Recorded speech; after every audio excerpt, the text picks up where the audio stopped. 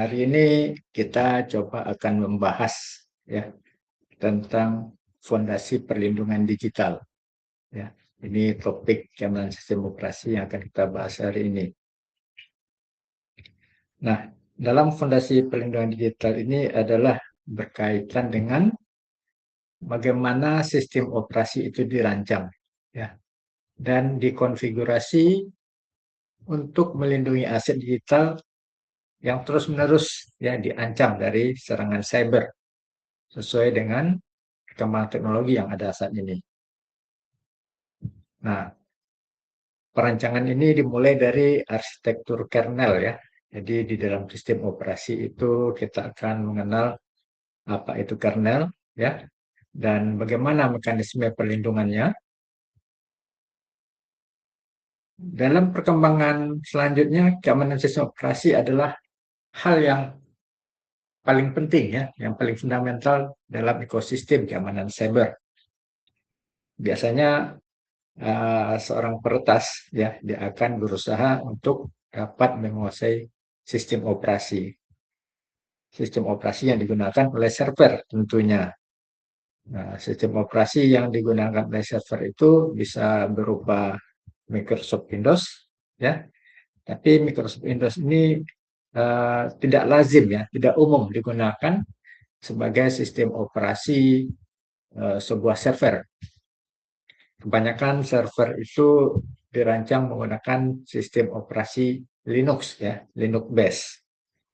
Mungkin karena berbagai pertimbangan ya, perbedaan keamanan daripada kedua sistem operasi tersebut ya, yaitu sistem operasi Microsoft Windows yang sifatnya lebih apa ya eh, bisnis ya. Jadi setiap perkembangan upgrade dari sistem operasi tersebut si user disuruh untuk membayar ya atau membeli lisensi yang baru terhadap versi yang baru saja dikeluarkan. Nah, namun untuk sistem operasi Linux ya di samping sifatnya open source, sistem operasi ini memiliki keamanan yang lebih tinggi ya. Jadi kita eh, jarang mendengar ya sistem operasi Linux itu diretas ya atau terkena virus jika dibandingkan dengan sistem operasi Windows ya yang selalu rentan terhadap serangan malware ya dan lain sebagainya.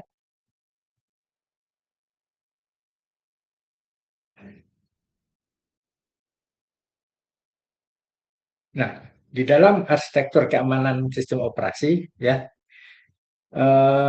biasanya untuk tingkat keamanan itu tidak bisa ditambahkan di belakangnya atau ditambahkan secara susulan ya.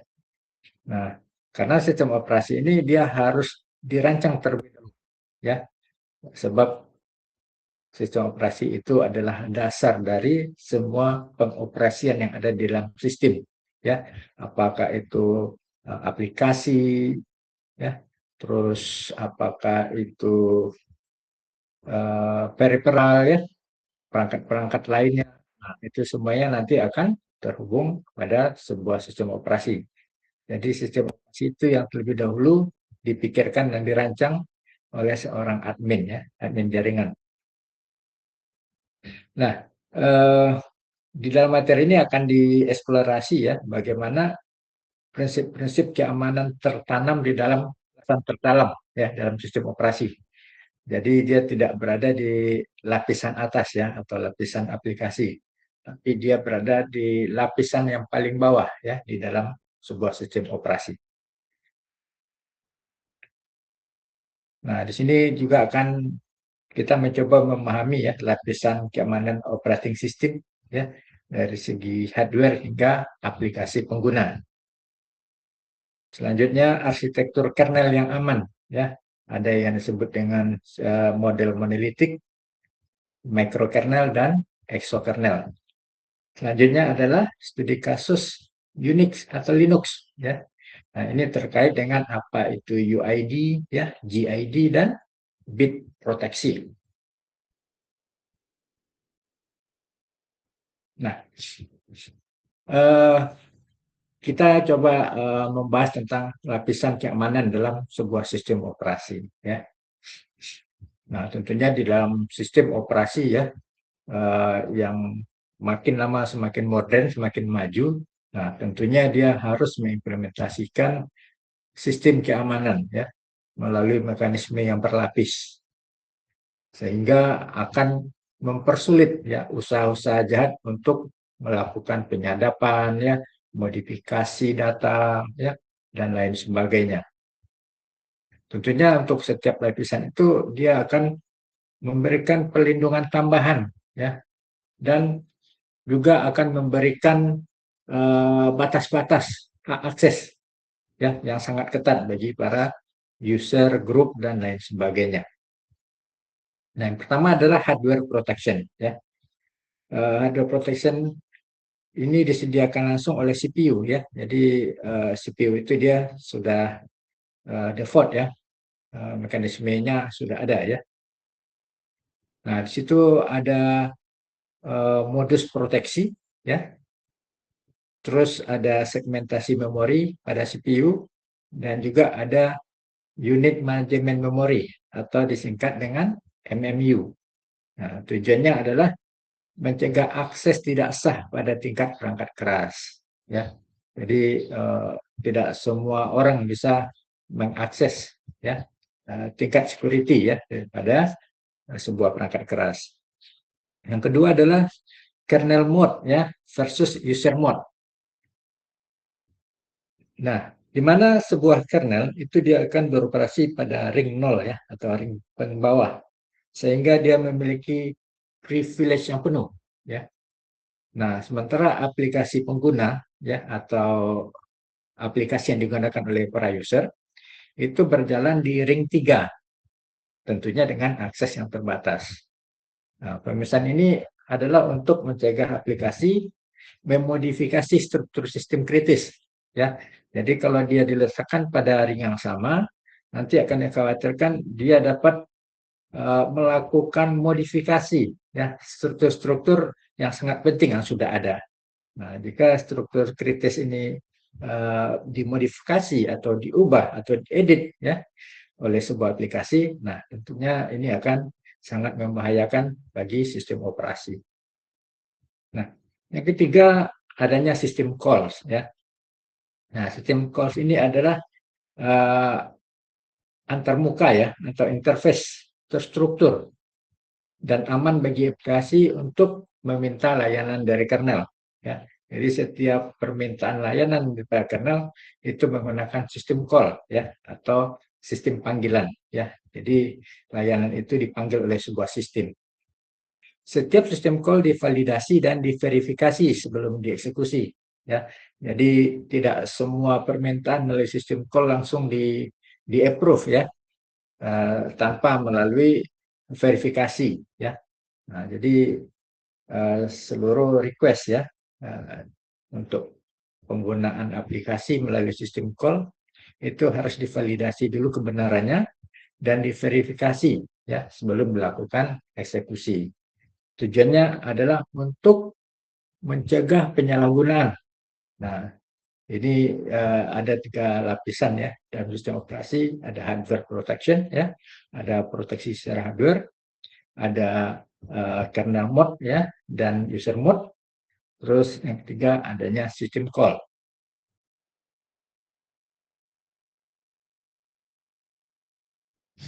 Nah, kalau kita lihat, ya, diagram lapisan keamanan dari sebuah operating system, ya, ini seperti segitiga sama kaki, ya. Jadi di situ terdiri dari 4 layer, ya. Layer pertama itu proteksi perangkat keras, ya, proteksi hardware tadi, ya. Jadi dia berada pada layer paling bawah. Terus pada layer di atasnya yaitu layer 2, ya. Ini adalah mode kernel. Nah, di sini berkaitan dengan aktivitas manajemen memori, ya, scheduling, ya, penjadwalan proses, dan driver-driver dari perangkat-perangkat yang digunakan, ya. Misalnya kita menggunakan perangkat scanner, ya, printer, dan lain sebagainya. Nah, driver-drivernya itu berada di layer kedua, yaitu mode kernel ya. Nah, naik lagi di atasnya layer antarmuka sistem call. Nah, ini sistem call ini adalah antarmuka ya, yang secara aman, yang tadi harus divalidasi dan verifikasi setiap permintaan ya sebelum direspon ya oleh sistem. Nah, terus untuk layer yang paling tinggi ya, layer di atasnya ini adalah mode pengguna ya.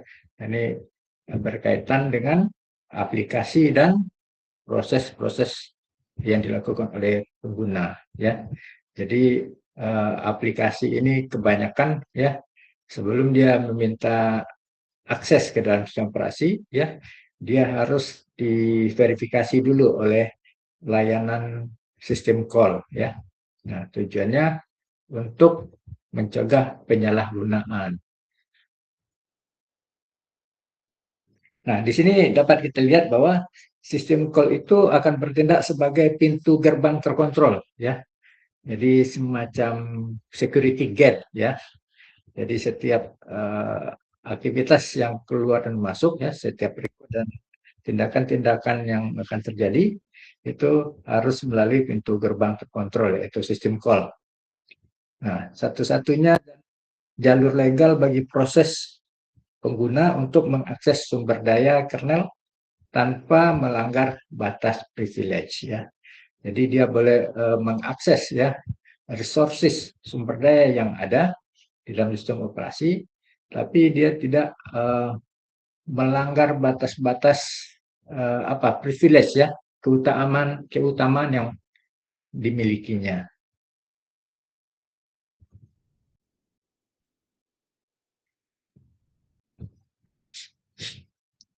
Nah, selanjutnya adalah arsitektur kernel yang aman. Nah,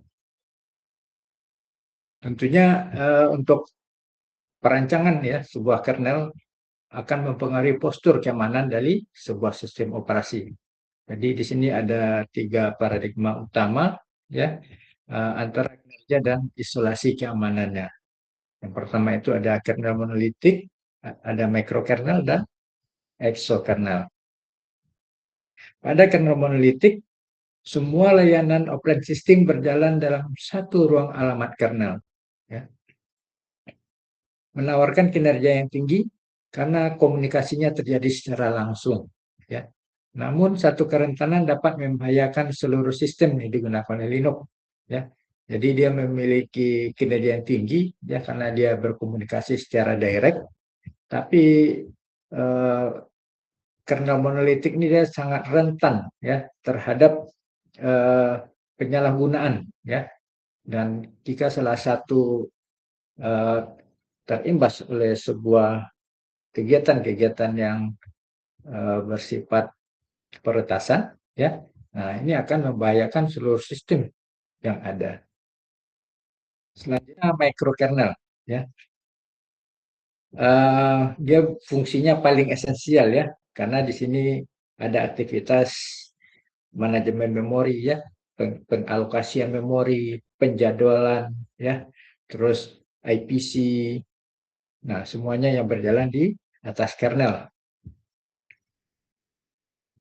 Terus juga ada layanan yang berjalan di user space ya, di ruangnya user, meningkatkan isolasi keamanan ya secara signifikan. Nah, ini digunakan oleh QNX dan Minix ya. Nah, selanjutnya ada exokernel ya. Nah, ini kernel minimalis yang hanya menyediakan multiplexing sumber daya dasar. Nah, di sini aplikasi akan mengelola resources mereka sendiri melalui library sebuah operating system ya. Nah, di sini juga akan terjadi fleksibilitas dan kontrol granular pada para pengembang ya, para developer. Nah, ini ada studi kasus ya, keamanan pada Unix atau Linux ya. Nah, eh, identitas dan hak akses. Nah, jadi di sini identitas ya daripada yang akan mengakses sistem kernel tersebut ada yang disebut dengan singkatan UID, ya. Nah, ada UID. Nah, ini adalah identitas unik, ya, secara numerik untuk setiap pengguna dalam sistem, ya. Jadi setiap pengguna dalam sistem operasi Linux, ya, dia akan memiliki UID, ya. Jadi masing-masing user akan memiliki UID. Nah, terus setelah itu ada GID, ya, grup grup ID. Nah, tadi masing-masing user dia akan mempunyai grup, ya. Nah, grup ID ini untuk mengelompokkan pengguna-pengguna dengan hak akses, ya, hak akses yang serupa. Nah, terus yang ketiga ada root ID, ya, atau biasa disebut dengan UID 0, ya. Nah, ini eh, akses tertinggi, ya, root. Nah, dia akan memiliki fasilitas sebagai super user dan akses penuh tanpa batasan ke seluruh sistem.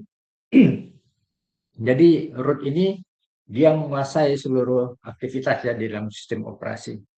Dia bisa membuat UID, ya, bisa membentuk grup ID dan bisa melakukan apapun di dalam sebuah sistem. Nah, selanjutnya modus proteksi file, ya. Nah, jadi di dalam sistem operasi Linux biasanya file itu dilakukan proteksi, ya, diprotect. Proteksinya itu ada yang sifatnya read, ya. Nah, jika sebuah file diproteksi dengan modus read, ya, atau R, dia hanya bisa membaca isi file saja atau directory. Jadi file itu hanya bisa dibaca saja, ya, dilihat saja. Sedangkan untuk proteksi write, ya, atau W atau write, ya. Nah, ini dia file itu boleh dimodifikasi, ya, atau dihapus. Terus ada modus X, ya, atau execute. Nah, file itu hanya bisa dijalankan saja, ya. Kita tidak bisa memodifikasi atau melakukan editing dan lain sebagainya. Nah, modus selanjutnya adalah set UID, ya, set UID bit. Nah, ini tugasnya adalah menjalankan program, ya, dengan hak pemilik file. Jadi bukan pengguna aktif, ya. Nah, mekanisme yang powerful sekaligus bersiko jika disalahgunakan. Nah, set UID ini sangat riskan, ya, terhadap penyalahgunaan.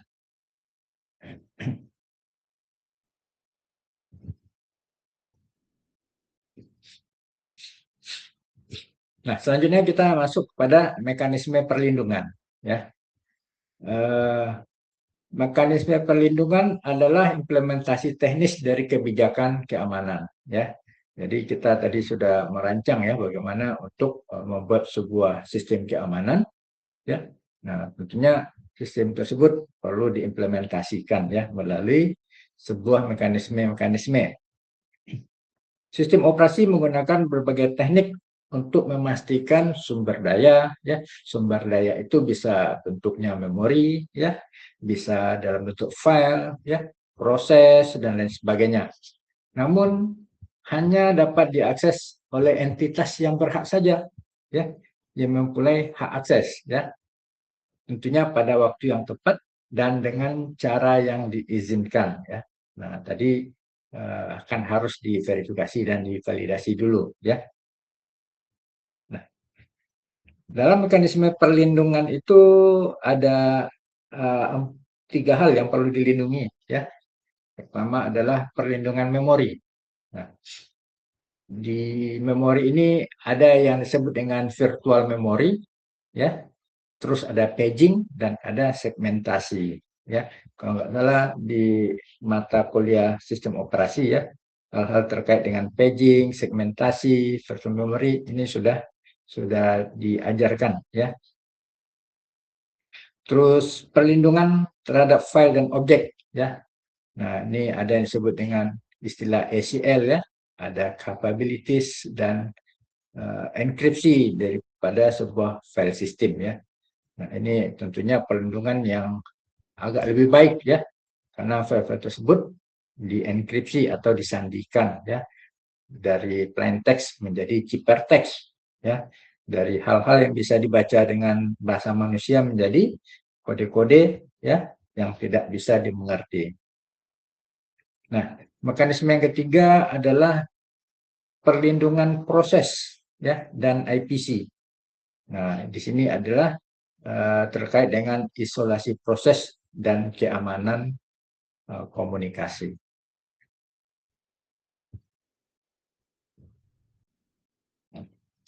Nah, pertama terkait dengan perlindungan memori ya. Nah, perlindungan memori ini juga hal-hal yang paling fundamental ya dalam sebuah sistem operasi, terutama terkait dengan sistem keamanan. Tanpa adanya perlindungan memori, ya proses dapat membaca atau memodifikasi data ya milik proses lain, sehingga dapat membuka celah keamanan yang fatal ya. Jadi seharusnya setiap proses ya itu dia bisa membaca dan memodifikasi milik dia sendiri. Dia tidak bisa melakukannya terhadap proses yang lain. Nah, pada pelindungan memori ya tadi dibagi tiga, ada virtual memory, ada paging dan segmentation, dan juga ada share memory. Ya. Untuk virtual memory ya setiap proses dia akan mendapatkan ruang alamat secara virtual ya yang terisolasi. Nah, di sini sebuah proses A tidak dapat mengakses alamat memori proses B secara langsung ya. Operating system mengelola pemetaan ini melalui yang disebut dengan page table yang unik untuk setiap proses ya. Jadi sebuah proses tidak bisa mengakses alamat memori proses yang lain ya. Untuk paging dan segmentation ya. Nah, di sini ada yang disebut dengan hardware MMU ya, Memory Management Unit.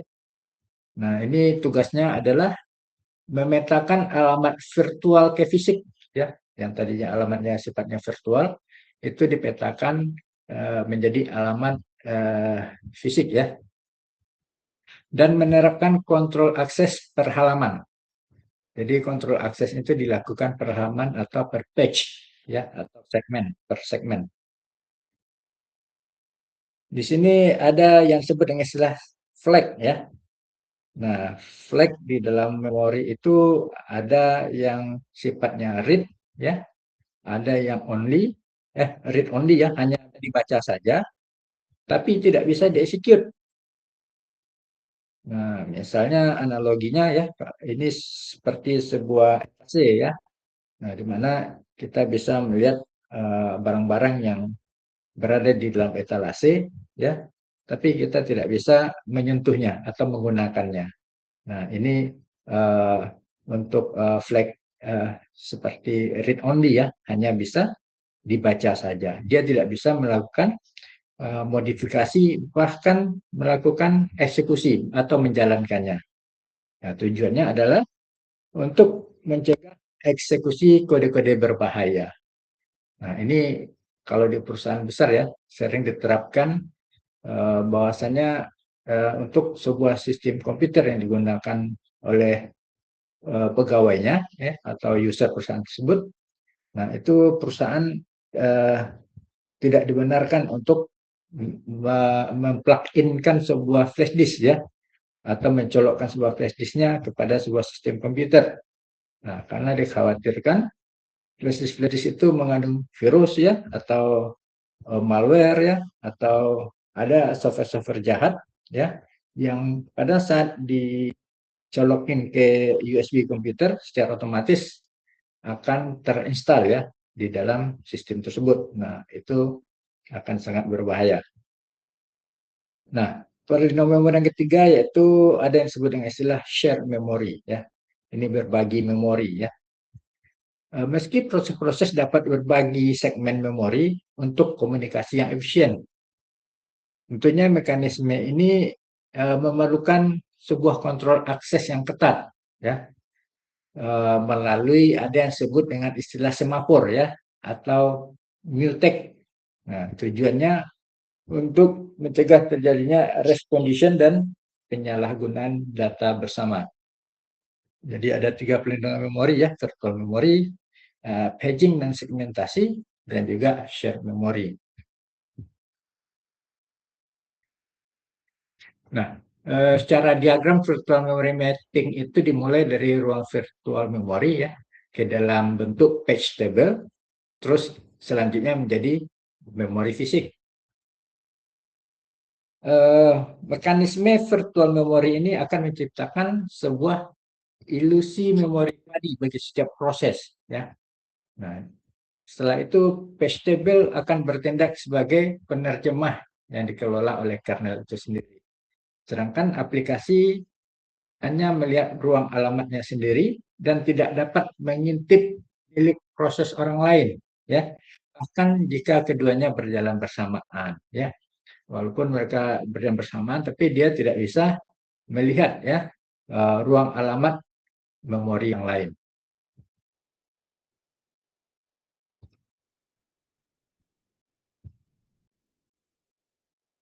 Perlindungan file dan objek ya.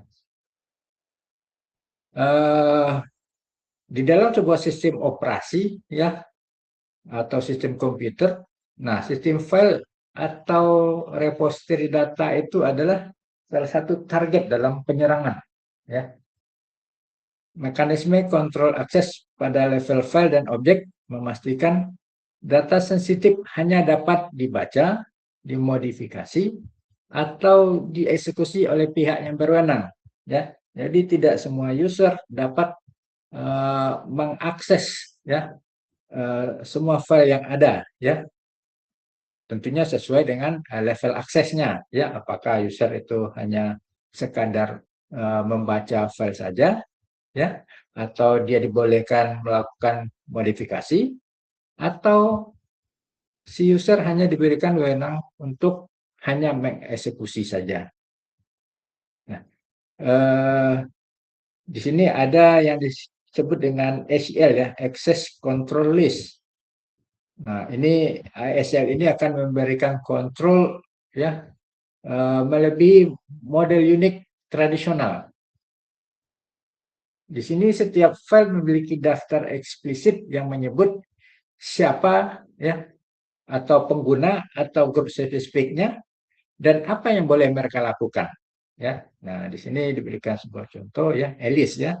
Alice dia mendapatkan hak untuk read dan write ya. Dia hanya boleh untuk membaca dan memodifikasi sebuah file saja. Sedangkan Bob ya, Bob hanya diberikan hak akses untuk read saja ya. Terus ada Carol ya. Ini orang ketiga Carol, dia tidak boleh mengakses sama sekali. Nah, jadi di dalam access control list itu semua user itu diberikan hak aksesnya ya. Tadi Alice dia boleh membaca dan menulis ya, read and write, atau dia boleh membaca dan memodifikasi file. Sedangkan Bob hanya boleh membaca saja. Dan si Carol tidak mendapatkan hak akses apapun ya. Nah, selanjutnya adalah kapabilitas dan uh, file security itu ya. Nah, di sini ada 3 hal ya. Yang pertama ada kapabilitas ya. Terus ada file system encryption dan integrity checking ya. Untuk capabilities ya, token digital yang diberikan ke proses memberikan hak akses spesifik tanpa perlu adanya identitas pengguna. Di sini diterapkan prinsip least privilege, diterapkan secara presisi ya. Nah, yang kedua file system encryption. Data dienkripsi saat tersimpan ya. Bahkan jika media fisik dicuri, data tetap tidak terbaca tanpa kunci enkripsi yang valid ya. Jadi misalnya data itu didapatkan oleh pihak lain ya, atau disadap oleh pihak lain. Nah, dia mendapatkan datanya secara fisik mungkin ya, tapi dia tidak akan dapat membaca ya isi dari file tersebut. karena file tersebut telah dienkripsi ya dengan kunci enkripsi yang tentunya sangat sulit untuk dipecahkan. Ketiga, integrity checking. Nah, ini adalah suatu mekanisme seperti hash kriptografis ya. Nah, ini akan melakukan verifikasi file jika tidak mengalami modifikasi secara tidak sah ya. Nah, ini melakukan checking integritas ya, bahwa data itu tidak mengalami modifikasi atau perubahan.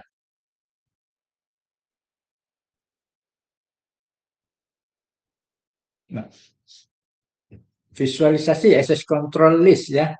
Nah, di sini terdapat 3 level control access ya, yaitu owner ya, ada group dan ada others.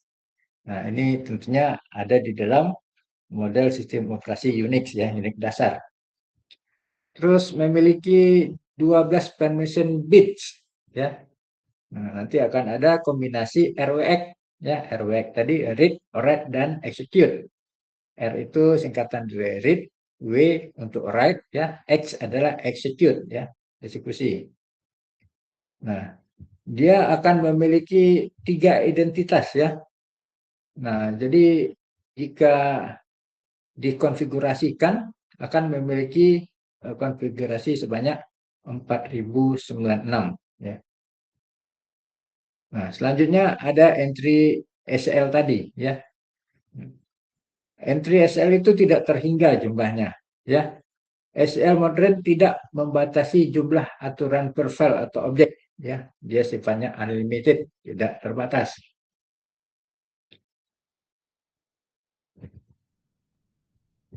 Nah, selanjutnya adalah perlindungan proses ya dan IPC.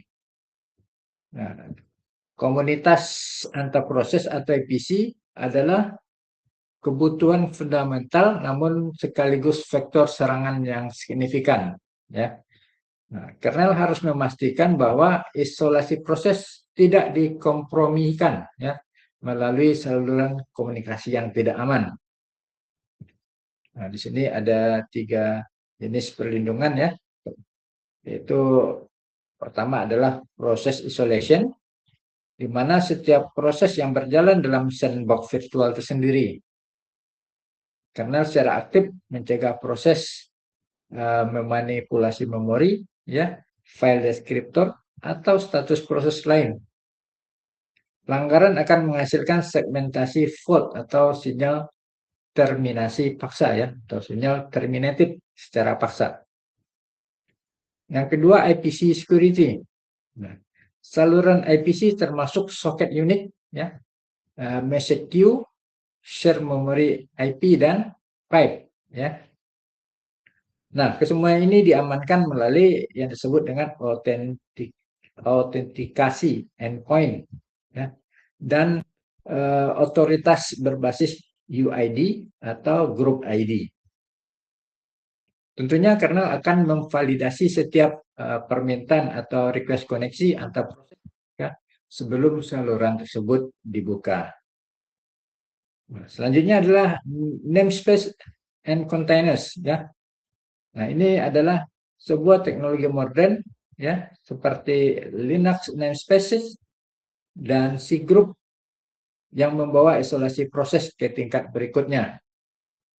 Di sini akan memungkinkan terjadinya virtualisasi ringan ya atau kontainer, di mana setiap kelompok proses akan memiliki tampilan sistem yang sepenuhnya terisolasi.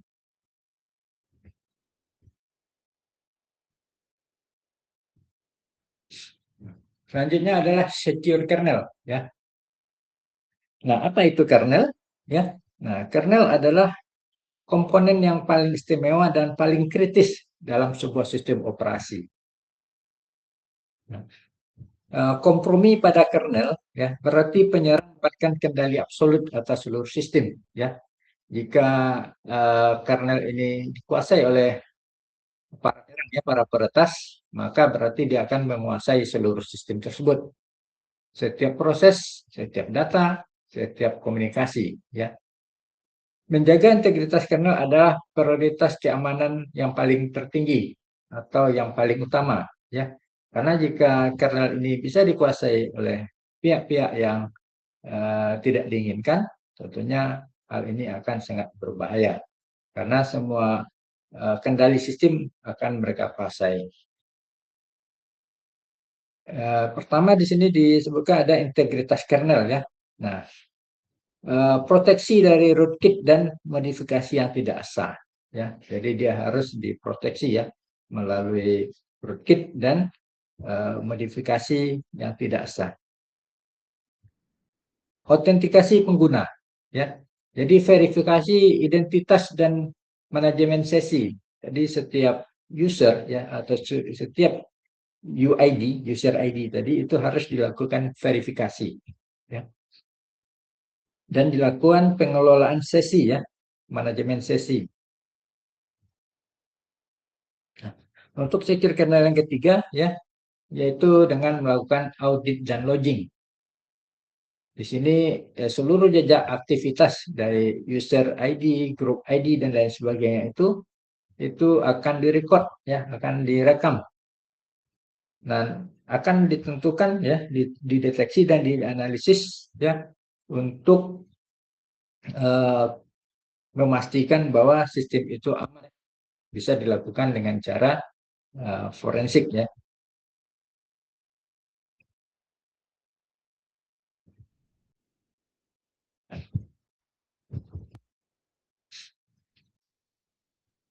Kernel adalah sebagai benteng terakhir dari sebuah sistem keamanan, ya, operasi.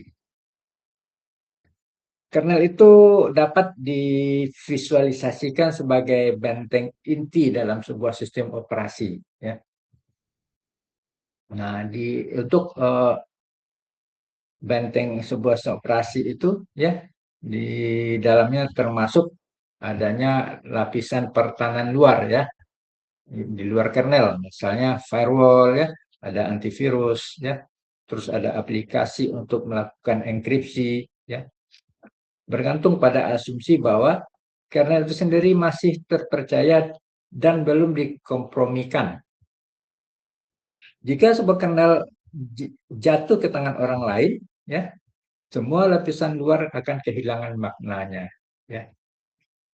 Jadi firewall, antivirus, dan enkripsi aplikasi itu tidak akan ada artinya jika kernel itu bisa dikuasai oleh pihak yang lain, ya. Nah, di sini ada yang disebut dengan perimeter defense, ya.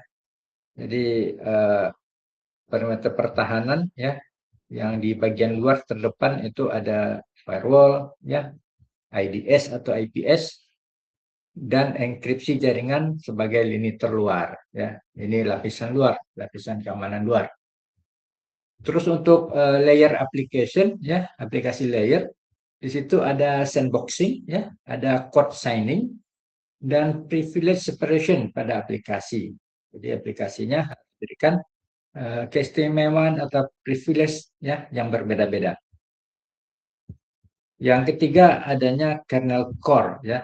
Nah, ini terkait dengan secure boot, ya. Ada yang disebut dengan KSR, ya. Ada module signing. Inti yang ada di dalam kernel core, ya. Jadi kernel core-nya bisa disebut dengan inti sebuah sistem operasi, ya. Dia tidak boleh dikompromikan, ya. Tidak boleh dikompromikan dengan pihak lain.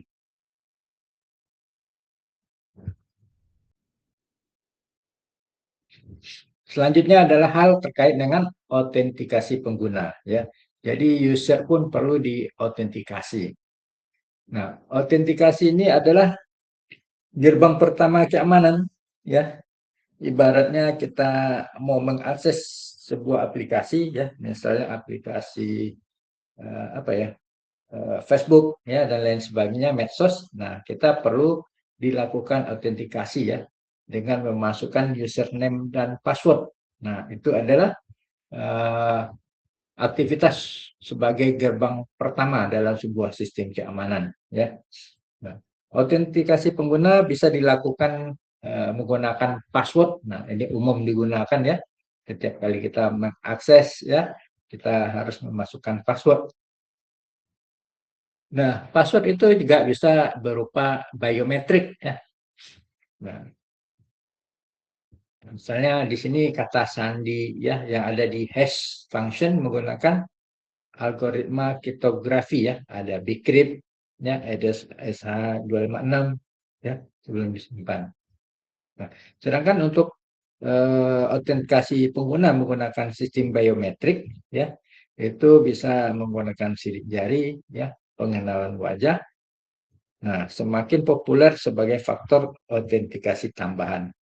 Nah, jadi biometrik ini semakin populer ya digunakan untuk autentikasi seorang user. Selanjutnya adalah multi-factor authentication ya. Nah, menggabungkan dua atau lebih faktor ya, sesuatu yang diketahui ya atau password, sesuatu yang dimiliki atau token, dan sesuatu yang melekat. Nah, ini untuk multi-factor authentication ya. Nah, multi-factor authentication ini juga ada di perangkat-perangkat kita ya, misalnya di perangkat Android. Nah, kita disarankan untuk menggunakan multi-factor authentication ya. Jadi untuk memastikan orang yang login dan mencoba mengakses tersebut ya itu memang adalah orang-orang yang resmi. Nah, selanjutnya adalah parent kernel ya.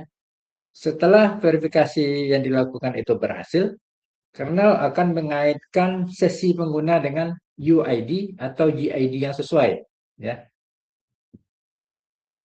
Semua proses yang diluncurkan dalam sesi tersebut mengisi identitas ini sebagai dasar kontrol akses ya. Nah, ini beberapa cara untuk melakukan autentikasi terhadap user atau pengguna.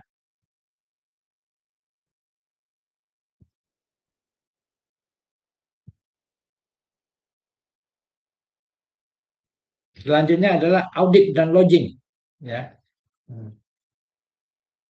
Di sini dikatakan bahwa sebuah sistem yang aman itu bukan hanya untuk mencegah serangan ya, tapi ia juga harus mampu mendeteksi, melakukan respon, dan juga menganalisis jika terjadi insiden keamanan. Audit dan logging adalah fondasi dari kapabilitas ya. Nah, apa yang dicatat ya pada audit itu? Nah, yang pertama adalah login dan logout events ya. Kapan seorang user itu melakukan login dan kapan dia logout dari sistem ya. Nah, dia juga mencatat ya terjadinya kegagalan ya pada saat menginputkan loginnya ya. Pada saat dia login ya. Nah, itu dia akan mengalami kegagalan ya. Mungkin salah mengetik antara caps lock dan name lock ya. Nah,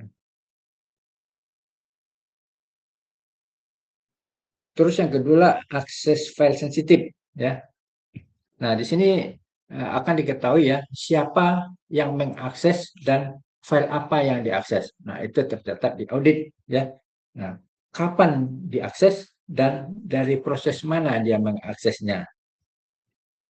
Selanjutnya perubahan konfigurasi ya. Nah, yang kita catat masuk perubahan konfigurasi. Misalnya terjadi modifikasi pada file sistem ya atau kebijakan keamanan dan pengaturan jaringan.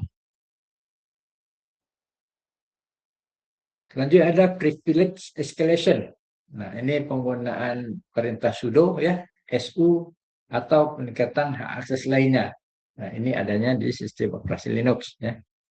Sistem call mencurigakan ya. Nah, pola sistem call yang mengidentifikasikan eksploitasi atau malware. Nah, ini perlu dicermati.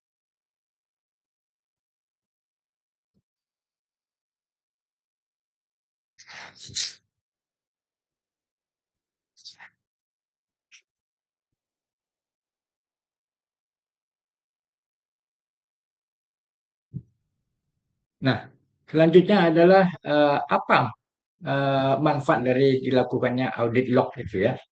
Nah, pertama kita akan dapat mendeteksi jika terjadi intrusi ya, terjadi gangguan, identifikasi pola anomali dan serangan aktif secara real time, ya. Jadi deteksi intrusi itu ya yang kemarin kita sebut dengan IDS, ya, Intrusion Detection System.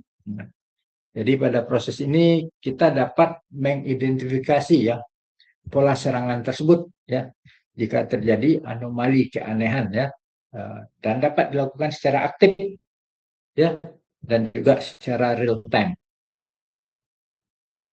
Manfaat audit log selanjutnya adalah forensik digital, ya, rekonstruksi kronologi insiden pasca pelanggaran keamanan, ya, terus compliance, memenuhi regulasi keamanan, ya, apakah sudah sesuai dengan ISO 27001, ya, PCI DSS atau GDPR.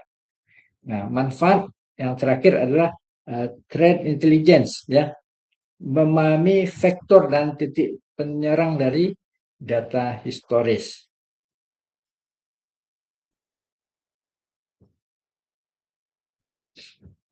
Terus juga ada yang disebut dengan audit trial, ya. Nah, ini jejak digital keamanan. Di dalam kernel Linux, dia menyediakan subsistem Linux Audit Framework, ya. Nah, Linux Audit Framework ini mampu mencatat hampir setiap kejadian keamanan secara signifikan, ya. Tools seperti Audit ID, ya, Syslog dan Platform SIEM, ya, atau singkatan Security Information and Event Management, tentunya membantu tim keamanan melakukan analisis, ya, terhadap volume log yang besar dan mengidentifikasi jika adanya ancaman, ya, sebelum berkembang menjadi insiden yang lebih besar. Nah, audit trial ini di dalamnya ada event terjadi, ya, yaitu kapan proses login dilakukan, ya, terus akses filenya, apakah dia menggunakan sistem call, ya. Nah, kalau dia menggunakan sistem call tentunya akan secara otomatis dicatat oleh kernel. Terus log-lognya dikumpulkan, ya, di mana audit D mengumpulkan dan menyimpan entry log secara terstruktur. Selanjutnya adalah analisis real time. SIEM menganalisis pola dan mendeteksi jika terjadi sebuah anomali, ya. Nah, audit yang terakhir adalah alert report, ya. Nah, ini tim keamanan merespon insiden yang teridentifikasi.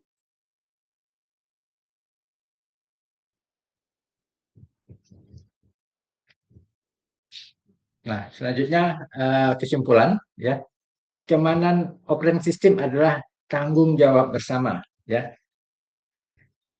Di mana keamanan sistem operasi itu bukanlah sebuah fitur tunggal, ya. Dia adalah filosofi desain yang tertanam di setiap lapisan, dari transistor hardware hingga antarmuka pengguna, ya. Sini memahami arsitektur, mekanisme perlindungan, dan peran krusial sebuah kernel adalah fondasi bagi setiap profesional keamanan cyber. Arsitektur keamanan OS, ya. Lapisan keamanan berlapis, ya, perbedaan kernel user atau mode, dan desain kernel monolitik dan mikrokernel menentukan postur keamanan dasar dari sebuah sistem.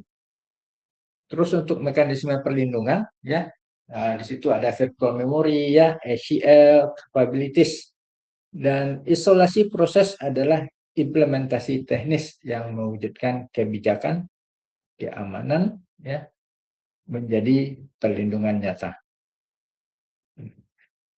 Nah, terakhir adalah secure kernel, ya.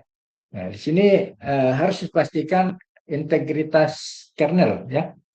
Terus autentikasi kuat dan audit komprehensif yang membentuk 3 pilar utama yang aman, ya. Itu komponen yang tidak boleh dikompromikan dengan siapapun. Prinsip utama, ya, pengguna, pengembang, dan administrator sistem harus bekerja sama secara sisiologis, ya. secara sinergis.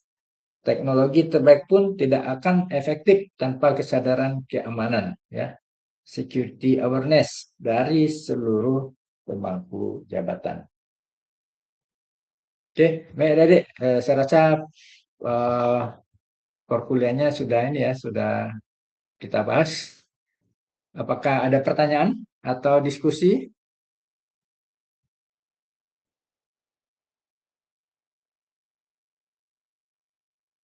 Oke, kalau tidak,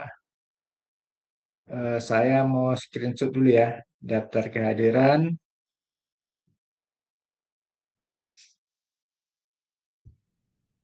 Sini yang hadir 8 sampai 3, 18, ada 20 orang ya yang hadir ya pada perkuliahan ini. Saya coba screenshot dulu.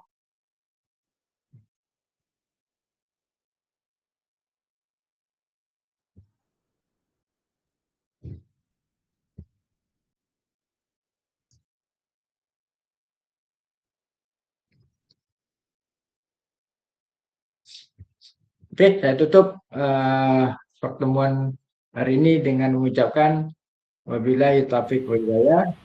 Assalamualaikum warahmatullahi wabarakatuh. Selamat pagi dan salam sejahtera bagi kita. Waalaikumsalam warahmatullahi Pagi, Pak. wabarakatuh. Terima Terima kasih, kasih, Pak. Pak. Terima kasih, Pak. Ya, kita live ya. Iya, Pak.